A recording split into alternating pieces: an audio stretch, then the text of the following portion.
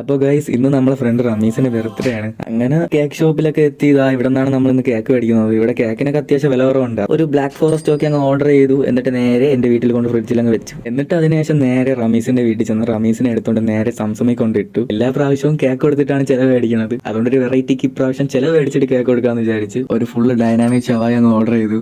എന്നിട്ട് ഫുഡ് വന്ന ടൈമിൽ തന്നെ ഞാനും ഷാഫിയും അതിസാഹസികരമായിട്ടുള്ള പ്ലാനിങ്ങിൽ കൂടെ ചെസ്റ്റ് പീസ് അങ്ങ് എടുത്തിട്ടുണ്ട്. ബാക്കിയുള്ളവന്മാരും ലെഗും വെച്ച് അങ്ങനെ കഴിച്ചു തീരാറായപ്പോ തന്നെ ബില്ല് വന്നു. നേരെ റമീസിന്റെ നമ്മൾ അങ്ങ് ഏൽപ്പിച്ചു. എന്താ ഉണ്ടായേ? എന്തിനാ ആളുകൾ പടക്കം പൊട്ടിച്ചേ?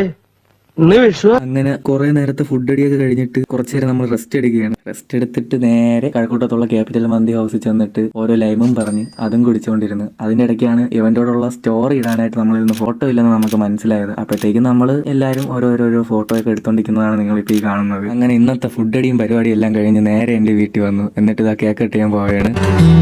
തേങ്ങുന്നല്ലോ തീരങ്ങൾ നോവിലലിഞ്ഞു പോയി